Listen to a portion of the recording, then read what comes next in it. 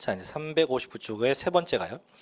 자, 아까 전 시간에 이제 실지 매매가, 실거래가를 봤는데 이번에는 이제 추계되는 건데, 추계되는 건 솔직히 딴 게 의미가 없어요. 무조건 이 추계 순서, 매매사례가, 감정가, 환산가, 기준시가에서 매가 만기, 얘만 기억하면 될 건데, 자, 볼게요. 3번.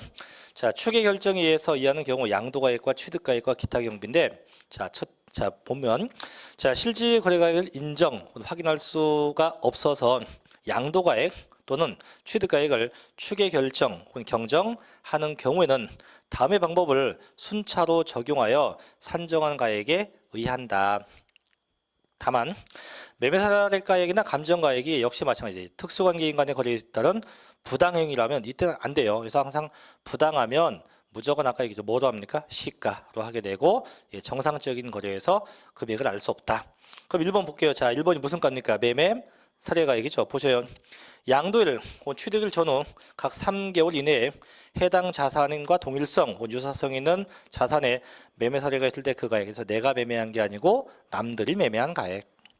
자, 없다. 미순이 무슨 가액이에요? 감정가액이죠. 그래서 양도일 혹은 취득일 전후 각 3개월 이내에 해당 자산에 대해서 둘 이상의 감정평가업자가 평가한 것으로서 신빙성이 있다고 인정되는 그 감정가액의 평균액이 됩니다. 자, 이제 그것도 없다. 3번 환산 취득가액인데 이건 일정한 공식인데 다음과 같은 공식에 의한다라고 돼 있어요. 이게 뭐냐면 얘는 좀 원시적인 건데 이거예요. 이제 잠깐 얘기할게요. 이 환산가는 이런 겁니다. 자, 실지 취득가격이 있어요. 또 실지 양도가격이 있어요. 자, 내가 양도금액은 알아요. 10억 아는데 취득금액은 현재 몰라요. 모르면 뭐합니까? 추계해야지. 그럼 실지 양도가 빼기 뭡니까? 매매사례가. 없으면 감정가. 없으면 환산가인데 그럼 환산가는 어떻게 하는 거냐? 하는 방법이 이거예요. 그럼 내가 살 때 당시에 취득 당시에도 정부가 정한 금액 기준시가는 있거든요. 이 기준시가가 언제부터 생겼냐면 1990년부터 생긴 제도예요. 그러면 내가 살 때 뭐 땅이면 땅인데 이 땅이 내가 산 게 2000년도다. 근데 산 금액은 몰라도 2000년도 당시 정부가 고시한 금액은 존재하거든요. 그게 이게 얼마냐 봤더니 이게 2억이에요. 2억. 현재는 자 팔았어요. 근데 현재는 정부가 고시한 금액이 5억이에요. 5억이라고 하면 항상 매매가보다 낮으니까 요 비율대로 가는 거예요. 몇 대 몇. 그럼 몇 대 몇? 1대 2가 되는 거죠. 맞잖아. 5억이니까 10억. 그럼 그대로 가서 가는 거예요. 1대 2. 요 비율로 그대로 가는 겁니다. 얼마입니까? 그럼 4억. 이게 환산 취득가액이에요. 그래서 상당히 원시적인 방법이에요. 그럼 얘를 공식으로 하면 양도가격, 자, 그 밑에 공식 있어요. 양도가격 곱하기 언제분의 양도 당시 무슨 가? 기준 시가분의 취득 당시 무슨 가? 기준 시가 이렇게 되는 거예요. 그래서 밑에 공식이 있는데 그런 방법이 있다라고 보시면 돼요.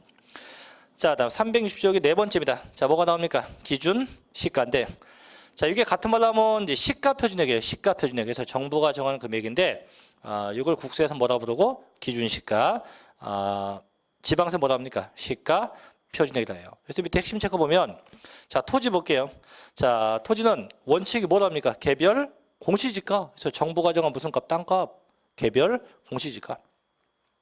맨 밑에 예외 갑니다. 예외 보니까 국세청장이 지정하는 지역이라고 되어 있는 게 있죠. 이게 보니까 기준시가는 뭐 곱하기 뭐 개별 공시지가 곱하기 배율로 되어 있는데 이게 뭐냐면 이 개별 공시지가라는 건요 1년에 한 번 공시해요. 1년에 한 번. 그럼 금년도도 2017년도도 이게 토지는 매년 5월 달에 토지 금액을 공시해요. 5월 달에 공시합니다.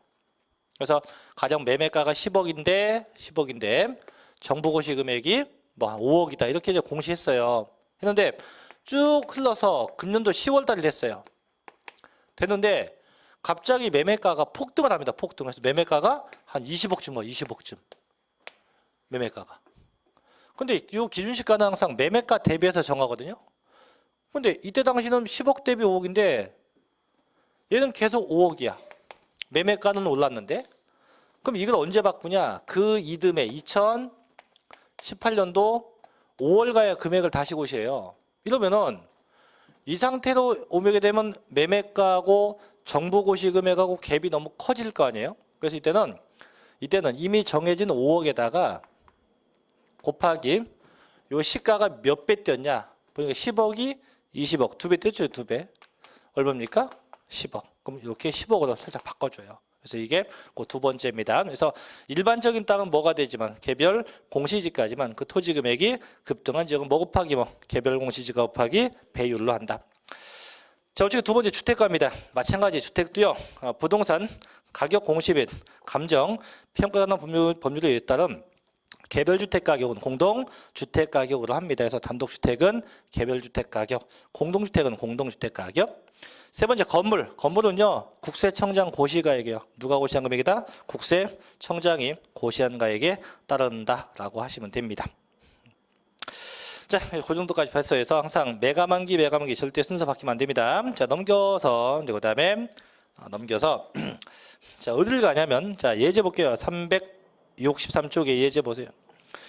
자, 소득세법상 거주자의 양도 소득세가 과세되는 부동산의 양도가액과 취득가액을 추계조사하여 양도소득 과세표준 매세액을 경정한 경우에 관한 설명이다. 틀린 것은 1번 양도 혹은 취득 당시에 실질 거래가액을 확인하기 위해서 필요한 장부나 매매계약서, 영수증, 기타 증빙서류가 없거나 그 중요한 부분이 미비되면 즉 실질 매매가 확인이 안 되는 거죠. 뭡니까? 추계 결정한다. 그렇지. 두 번째 순서입니다. 매감, 환기 순서대로 가죠. 세 번째, 자 매매 사례 가액은요 양도일 혹은 취득일 전후 각 3개월 이내에 해당 자산과 동일성 혹은 유사성이 있는 자산의 매매 사례가 있는 그 가액, 남들이 매매한 가액이죠. 네 번째 사순이에요. 자 감정 가액은 누가? 감정평가사가 평가하는 금액이죠. 이거 맞아요. 5번, 자 환산 가액은 양도 가액을 추계할 때는 적용되지만 취득가액 추계할 땐 적용 안 된다. 바뀌었죠. 아까도 했지만 환산가액은 이제 취득금액만 추계하는 거죠. 양도금액은 추계되지 않습니다. 뭐 그런 정도까지 알아두시면 되겠죠. 자 넘겨서 마지막 네 번째 갑니다. 364쪽의 네 번째 이제 추계 결정에 의한 경우 필요경비 계산 공제인데 아까도 얘기했죠.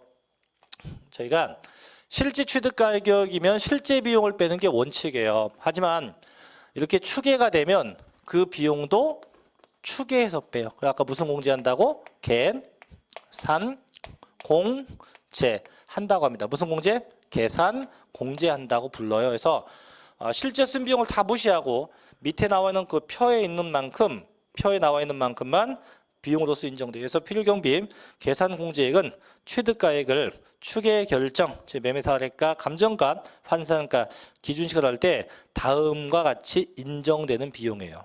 그래서 내가 실제 쓴 비용이 엄청나게 많다고 해도 거기 나와 있는 도표에 나와 있는 그 율만큼만 비용으로 인정돼요. 그럼 첫째, 내가 양도한 게 토지였다면 어떻게 해요? 취득 당시 정부가 정한 땅값, 즉 개별 공시지가 곱하기 3%.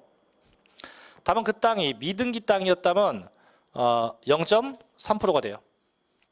건물도 마찬가지예요. 자, 취득 당시 국세청장 고시가액이죠. 곱하기 몇 프로? 3%. 마찬가지 얘가 미등기였다 얼마? 0.3%예요. 세 번째, 주택도 마찬가지예요. 취득 당시 정부가 고시한 집값, 즉 개별이면 개별주택 가격, 아파트는 공동주택 가격이 몇 프로? 3%. 역시 미등기였으면 얼마? 0.3%만 비용으로 인정돼요. 그래서 그 세 개는 다 똑같다. 어떻게 똑같아요? 취득 당시에 무조건 정부가 고시한 금액의 몇 퍼센트? 3%만큼 비용으로 인정돼요. 몇 퍼센트? 3%만큼 인정되게 됩니다. 자, 어떻게 네 번째. 자, 지상권, 전세권, 임차권은 몇 퍼센트? 7%고요. 기타 몇 퍼센트? 자, 기타는 1%만큼 적용되게 돼요. 그래서 항상 이 토지 건물 주택은 꼭 기억합니다. 등기된 거 몇 퍼센트? 3%. 미등기 몇 퍼센트? 0.3%를 적용합니다. 그래서 더 주의할 건 전부 다 취득 당시 금액이에요. 그래서 양도 아니고 취득 당시에 정부가 고시한 금액의 몇 퍼센트? 3%. 미등기 얼마? 0.3%를 적용한다고 합니다. 자, 여기까지가 양도 차익을 구하는 방법이에요. 그럼 다시 한번 얘기하면 항상 원칙은 뭐 원칙? 실거래가 원칙이고 단 그게 불분명은 뭐합니까? 추계합니다. 추계할 때 순서 바뀌면 하는데 어떻게 추계해요? 매감 환기로 추계한다. 그래서 또 추계되면 항상 비용은 실제 비용 빼는 게 아니고 비용도 뭐한다? 추계해서 뺀다. 그렇게만 구분합니다. 그래서 양도 차익까지는 이제 이렇게 실지거래가로 하는 방법이 있고 추계로 하는 방법 두 가지 방법인데 자, 이제 구했어요. 양도 차익을 구했으면 이 다음부터는 원칙 예외 방법이 동일해요. 똑같이 갑니다. 그래서 이제 장기 보유 특별 공제를 볼 거고 기본 공제 볼 건데 자, 둘 다 공제예요. 빼주는 겁니다. 빼주는 건데 이 둘 다는 공통점이 있어요. 반드시 등기돼야 돼요. 등기. 미등기면 절대 공제 없어요. 그럼 이게 미등기였다? 미등기면 이런 공제가 안 되고 미등기면 곧장 양도 차익이 과세 표준 금액이 돼버립니다. 그래서 반드시 등기돼야 돼요. 그래서 어떤 차이가 있고 얼마나 공제하는지 볼게요. 자, 장기 보유 특별 공제입니다. 용어가 되게 많아요. 특별 공제. 그럼 얘기를 하면 이거죠. 장기간 보유했다가 팔면 특별하게 공제한다. 장기간 보유했다가 팔면 아주 특별하게 공제한다. 그래서 얘는요, 이제 하기 전엔 그 왜 하냐 하는 이유가 부동산 시장의 동결과 부동산 시장의 결집, 그래서 동결과 결집을 방지하려고 해요. 동결과 결집을 방지하려고 하고 있고요. 그다음에 얘는 자산별로 공제해요. 자산마다 자산별로 공제합니다. 자산별로. 또 그 재산이 공유재산, 공동소유재산이면 각자의 지분별로 공제해요. 그래서 하는 이유가 동결과 결집을 방지하고 자산별로 공제하고 공유재산은 각각의 지분별로 한다. 그럼 이 두 개나 알겠는데 이건 또 뭐냐? 동결은 뭐고 결집이 뭐냐? 알려줄게요. 가령 자, 양도 차익이 제가 10억이 나왔어요. 10억이 나왔어요. 근데 이 지구상에 장기 보유 공제 같은 게 없대요. 없는 상태에서 세금을 매겨보니까 세금이 무려 3억 나온대. 3억. 요번에는 장기 보유 공제가 있어요. 그 예에서 이걸 빼서 계산해 보니까 세금이 1억밖에 안 나온대요. 실제로 그렇습니다. 그러면은 결국은 이 장기 보유 공제가 있는 게 좋다, 없는 게 좋다. 있는 게 좋죠, 그죠? 있는 게요. 없으면 이렇게 세금이 엄청나게 많아져요. 엄청나게. 이렇게 세금이 엄청나게 많아지는 걸 보고 저희가 결집된다고 해요. 결집. 세금이 많아지는 걸. 그래서 이걸 공제를 통해서 결집 많아지는 걸 뭐하자? 방지하자. 많아지는 걸 뭐하자? 방지하자. 이 얘기고. 자, 그럼 동결은 뭐냐? 이거예요.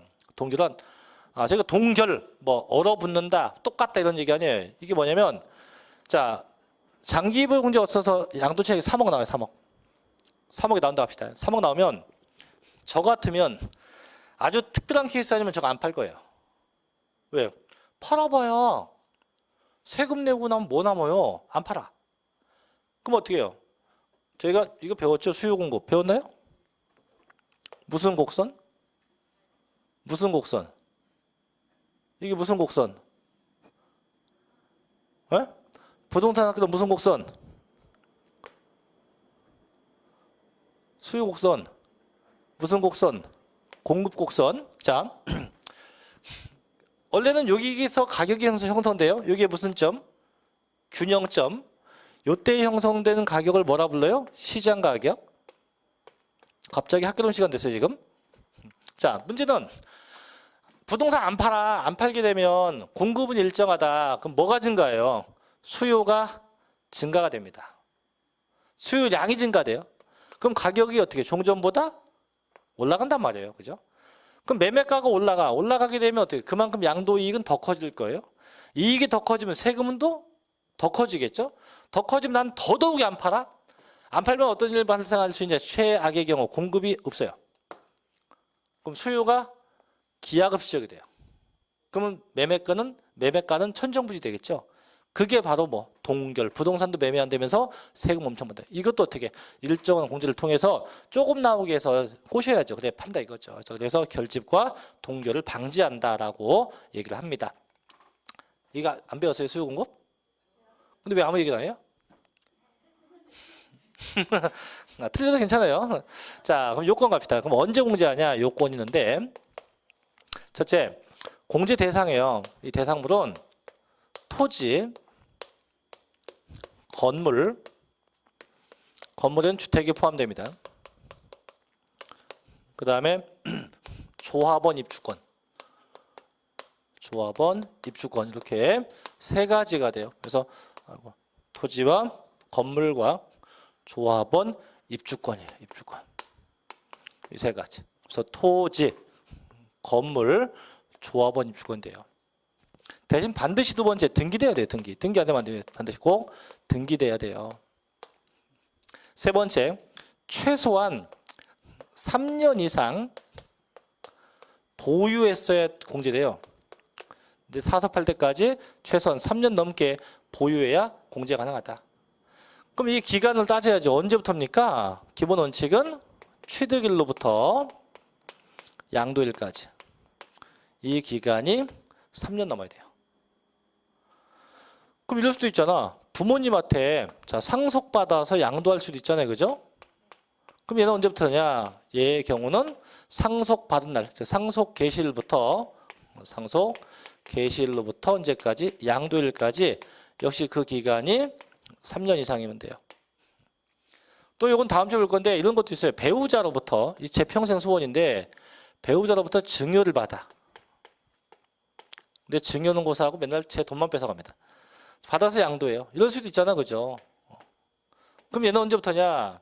증여받은 때가 아니고 당초 이 배우자, 저 배우자의 취득일로부터 언제까지? 양도일까지.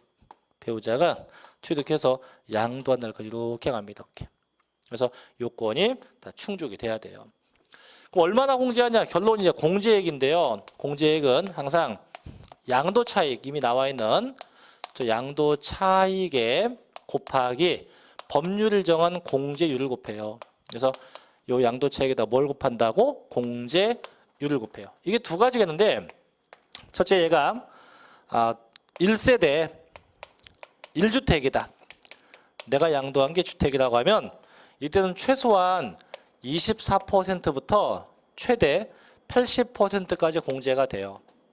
다만 얘가 1세대 1주택이 아니다. 그 이외는 뭐 토지 건물 같은 겁니다. 얘는 최소 10부터 최고 30%까지 이렇게 공제돼요. 그래서 얘 각각. 그래서 최소한 3년 이상 보유돼야 되고 최대 10년 이상 보유하면 이렇게 공제돼요.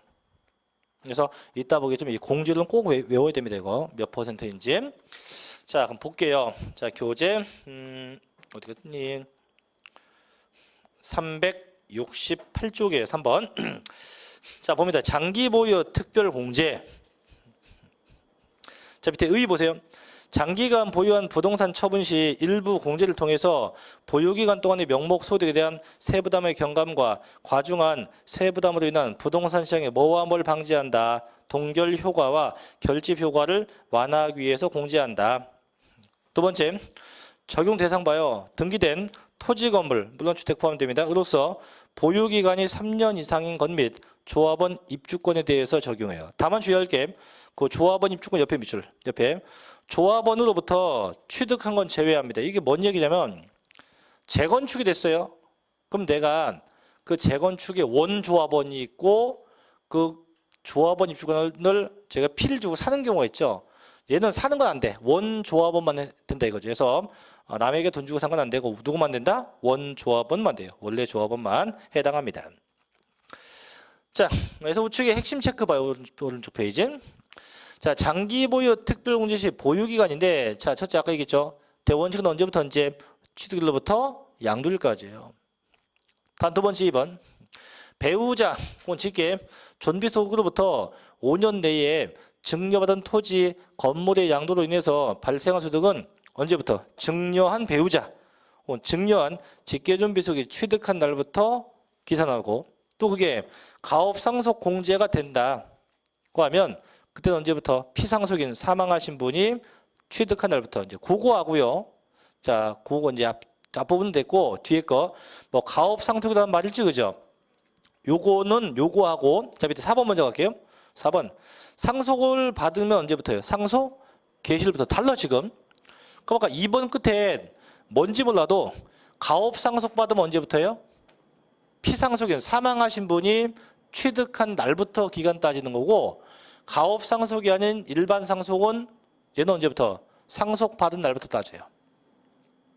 그럼 이런 거죠. 자, 저희 아버지 직업이 뭐예요? 농부. 예. 그 저희 아버지가 사망했어요. 그 농지를 상속받았어요. 나중에 제가 그걸 팔았어요. 그럼 얘는 이제 상속 개시일부터 갑니다. 이건. 근데 저희 아버지 직업이 이 가야금, 뭐 검은고 같은 거 만드는 분이에요. 자, 검은고 누가 만들었어요? 검은고? 검은고 뭔지 아세요? 예, 네, 그거 누가 만들었어요? 예? 우리 아버지? 저희 아버지. 저희 아버지가 검은고 만드는 어부래요. 이만 집에서. 그 제가 그 가업을 이어받아야겠다. 이게 가업 상속이에요. 그 나중에 이제 하다가 요즘에 검은고가 잘 팔릴까 안 팔릴까? 안 팔려요. 이게 요즘 국악에 대해서 관심도 없어갖고. 그럼 나는 어떻게 가업을 상속받았지만 이거 어떻게 중간에 팔아칠 거 아니에요, 그죠? 팔게 되면 난 언제부터 따진다? 아버지가 취득한 날부터 언제까지? 내가 양도한 날까지 그렇게 둘로 나눠져 해서 상속은 둘로 구분되어진다는 건 조심합니다. 자, 이제 밑에 큰 수 한번 가볼게요. 공제 얘기인데 대체 얼마나 공제하냐? 다음과 같대요. 그래서 양도차 이익에다가 공제율표 나오죠. 그래서 주택은 24부터 최고 80%까지 공제되고 옆에 주택 외는요 10부터 최고 30%까지 공제돼요. 주의할 건 연차별로 3년 이상, 4년 이상 쭉 나오죠, 그죠? 연차별로 얼마씩 공제인지 분명하게 요거 외워야 됩니다. 이게 어떻게 외우냐고요? 외우는데 5초면 돼, 5초. 1주택은요 매년 8%씩 물가 상승을 인정해 준다고 보면 되고 1주택에는 연간 3%씩 물가 인상이 인정된다고 보면 돼요. 그래서 위에 건 8%, 밑에 건 3% 이렇게 해서 각각에서 인상. 그럼 주택은 매년 8%씩 올라가니까 83에 24, 84, 32, 85, 40, 86에 48 계속 곱하면 돼. 그냥 연수 곱하면 돼. 자, 그럼 주택이 아닌 거는 3년 이상만 제외하고 4년부터 3, 4, 12, 그죠? 4, 5, 20, 4, 6에 24, 3, 4, 12, 3, 5, 15, 3, 6, 18 쭉 가죠, 그죠? 그래서 결국 토지 건물을 얼마씩 공제하고 매년 3%씩 인상. 자, 주택은 얼마? 매년 8%씩 인상. 이렇게 구분하시면 돼요. 이게 장기부용제입니다. 그럼 막상 복잡할 것 같은데 쉽죠? 자, 그럼 예제 한번 볼게요. 예제 볼 때가 아닌데 일단 볼게요. 자, 371쪽 갑니다. 그 370페이지는 이건 나중에 저희가 3월달이나 5월달 그때 심화 과정 할 겁니다.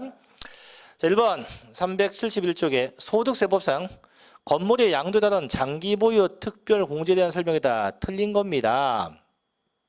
좋지? 100분의 70의 세율 적용하는 미등기 건물은 공제 안 돼. 아까 했잖아요. 그래서 반드시 등기돼야 되지. 미등기되면 공제 있다 없다? 없다. 두 번째, 보유기간이 3년 이상인 상가 건물은 공제 대상 돼요. 그죠? 왜? 건물이고 몇 년 됐대? 3년 됐대. 뭐 되고? 등기되고. 그럼 얘도 공제 대상 돼요.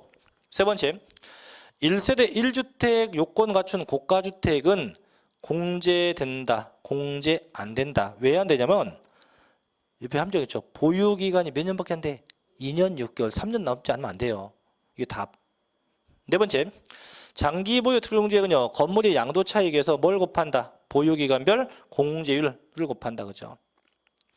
5번 보유기간이 12년 된 등기된 상가 건물은요. 100분의 30이다. 그러지요. 그래서 정답이 3번? 네, 3번. 자, 여기까지 이제 장기 보유료까지 받고 이제 기본 공제 갑시다. 기본 공제. 이제 기본 공제 가볼게요.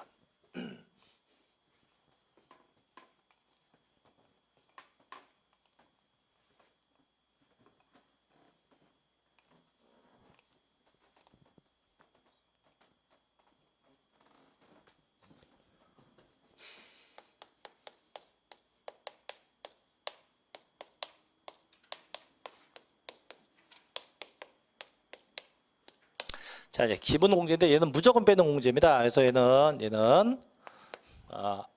이유는 없고요. 무조건 빼요. 빼주고 얘는 자산별로 빼는 게 아니고 소득별로 공제돼요. 소득별 공제가 되고, 그 다음에 공유재산이면요, 각자 빼, 각자 공제해 줍니다. 그래서 소득별 공제고 각자 공제한다. 지분이 아니에요. 너도 250, 나도 250이에요. 그럼 언제 공제합니까? 요건? 첫째, 공제 대상인데요. 모든 자산이 다 됩니다. 아까 장기부는 토지, 건물, 입주권만 됐죠? 얘는 모든 자산이 다 되고. 두 번째, 대신에 등기돼야 돼, 등기. 이거 돼야 돼요. 셋째, 대신 보유기간은 안 따져요. 보유기간은 필요 없다.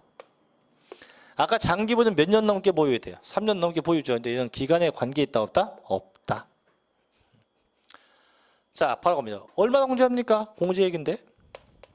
공제액은 소득별로입니다. 소득별 연 250만 원씩 공제해요. 뭐별로?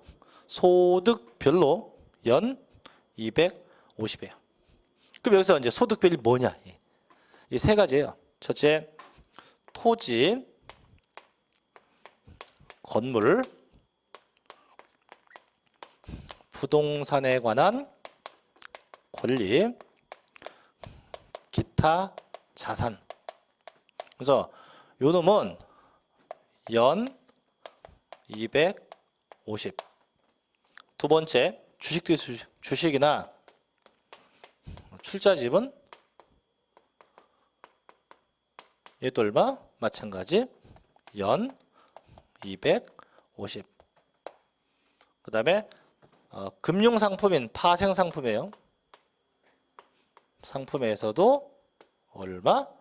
연 250. 이렇게 해서 매년 250만씩이에요. 근데 이 연이 보유한 연수가 아니고 양도하는 연도. 그럼 내가 금년도에 뭐 토지가 됐건 건물이 됐건 팔았다. 그 얼마 공제? 250이에요. 근데 주의할 게 그럼 이건가? 토지도 팔고 건물도 팔면 250 해주고 250 해주고 이게 아니에요. 아니고 합쳐서 얼마? 250이에요. 그럼 주식은 별개잖아. 주식 팔면 또 해줘. 주식 팔면 또 250. 파생상품인데 얼마? 또 다시 250 이렇게 되는 거지. 그래서 이 전체에서 250이지 건건이 250 아니에요. 이 전체에서 250, 요 전체에서 얼마? 250, 전체에서 250 이렇게 갑니다. 그래서 건당 얼마씩? 전체에서 연도별로 250만 원씩 공제한다. 자, 볼게요. 네 번째. 자, 다음과 같다 해서 넘겨보시면은 자, 1번 양도소득 기본공제 대상 나오죠. 자, 372쪽 갑니다. 맨 위에. 자, 기본공제는요, 보유기간의 장단위나 과세 대상비와 관계없이 모든 양도 자산에 대해서 적용합니다. 모든 자산 다 돼요. 다만 미등기 자산은 공제 대상이 안 되고, 그렇죠? 그래서 밑에 보니까 기본공제는 인적 공제요, 소득별 공제요, 또 공유 재산 어떻게 해요? 각자 공제합니다. 자, 두 번째 공제액 보죠. 양도소득이 있는 거주에 대해서는 해당 과세기간에 양도소득 금액에서 다음에 소득별로 각각 250만 원씩 공제한다. 또한 공유재산의 경우는 공유자 각자가 공제받을 수 있다. 그래서 1번 토지, 건물, 부동산 권리에서 얼마? 250. 2번 주식이나 출자 지분도 250. 3번 파생상품도 얼마? 250만 원씩. 그래서 이렇게 각각 250만 원씩 공제된대요. 쉽죠? 그래서 이게 무슨 공제? 기본 공제입니다. 자, 이제 기본 공제를 빼면 과세 표준이고 이제 이어서 볼게요. 이제 과세 표준 나왔으니까 이제 곱하기 뭐 해야 돼요? 이제 곱하기 세율로 가야죠. 그래서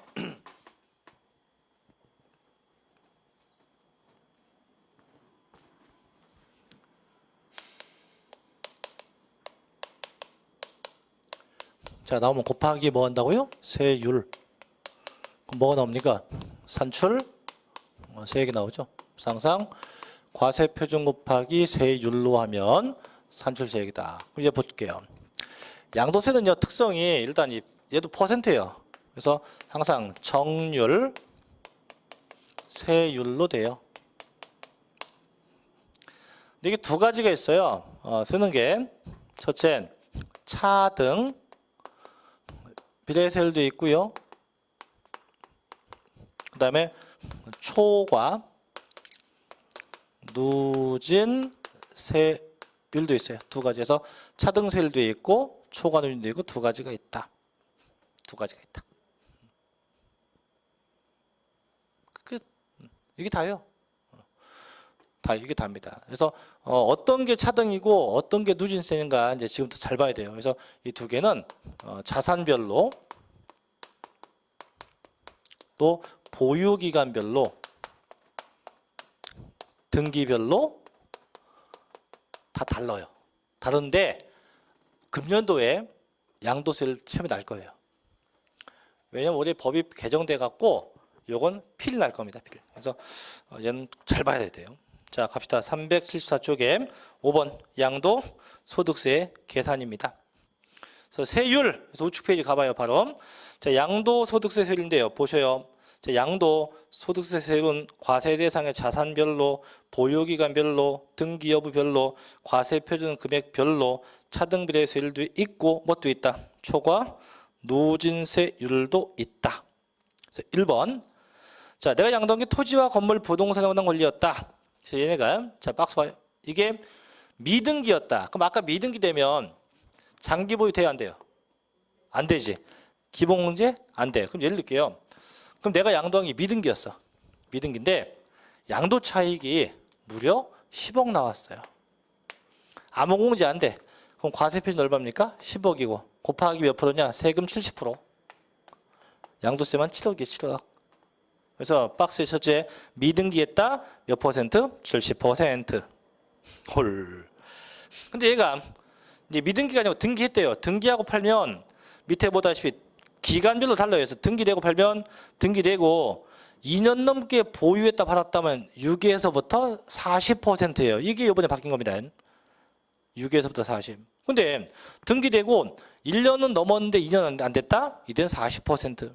셋째, 등기되고 1년 미만이었다. 이건 얼마? 50%. 그래서 이렇게 좀 달라집니다.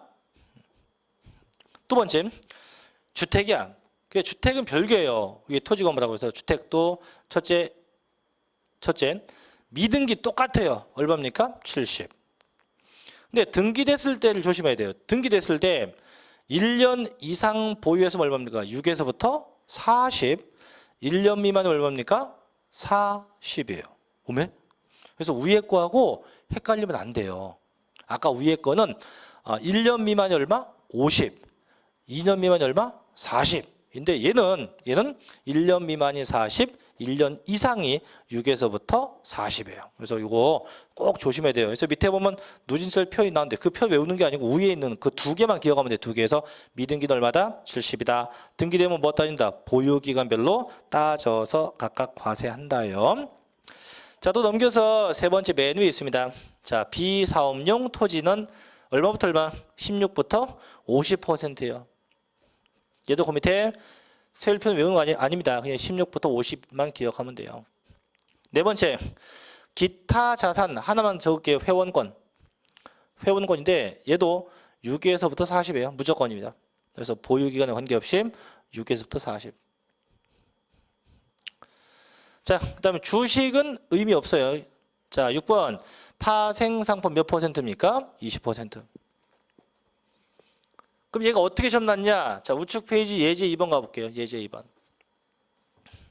소득세법상 등기된 국내 부동산에 대한 양도소득 과세표준과 세율에 관한 설명이다. 옳은 겁니다. 첫째, 1년 6개월 보유한 1주택이다. 2년 안 됐네, 그죠? 그죠? 2년 안 됐어요? 몇 퍼센트? 몇 퍼센트? 2년 안 넘었어요. 몇 퍼센트? 몇 퍼센트요?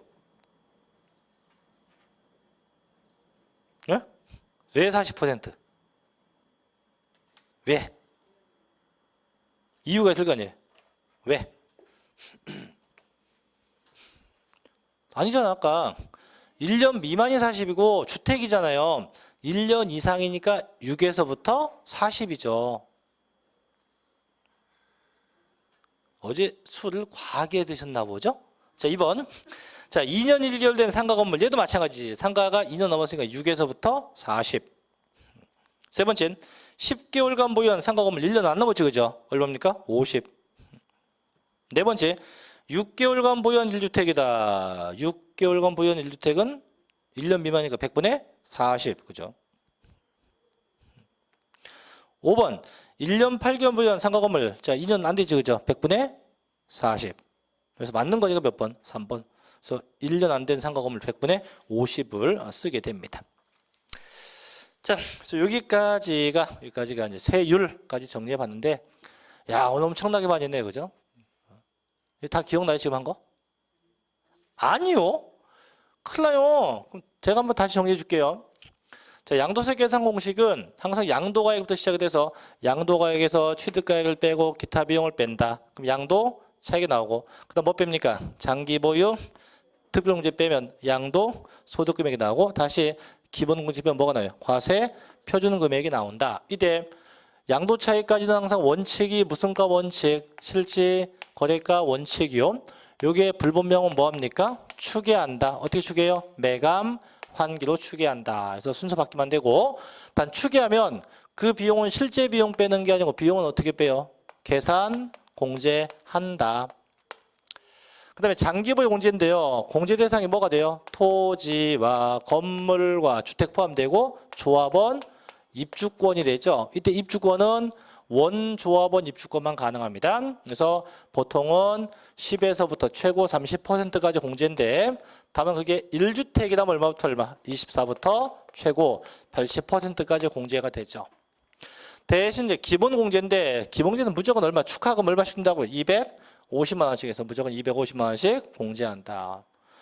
큰 틀이라도 이렇게 어느 정도 알고 있어야 돼요. 이걸 알지 못하면 난감합니다. 그래서 집에 가셔갖고 꼭 요거 반드시 복습하셔야 돼요. 오늘 하세요, 오늘. 그래서 오늘 여기까지, 원래는 더 해도 되는데 이것까지 하면 다 멘붕 올 거니까 여기까지 하고요. 그 뒤 6번 이제 소득금액 계산부터 이제 끝까지는 다음 주에 하고, 다음 주에 종강합니다. 맞죠? 다음 주 종강 맞죠? 아니, 다다음 주인가? 다다음 주에요? 달력 봐봐요. 다음 주 될 거예요. 다음 주가 26일인가 될 건데? 그죠? 예, 다음 주가 종강이고 그 다음 주가 3월 1일 날인데, 3월 1일은 직원하고 협의해서 몰라요. 협의해서 정하도록 하죠. 자, 그래서 오늘은 여기까지 할게요. 하고 그 6번 378쪽보다는 다음 주에 할 거고, 다음 주에 할 건 되게 쉬워요. 쉽고, 다음 주는 그냥 그 편하게 보시면 되고, 대신 다음 주에 배우는 내용들을 아마 주위에서 내가 공부한다고 하면 주위에서 많이 묻는 게 다음 주 거예요. 다음 주에 주택비과세니까 쓸모도 많고 시험도 잘 나고 내용도 쉬우니까 다음 주에 이어서 하도록 하겠습니다. 자, 오늘도 고생들 많이 하셨고요. 다음 주에 뵙죠. 자, 마치겠습니다. 수고하셨습니다.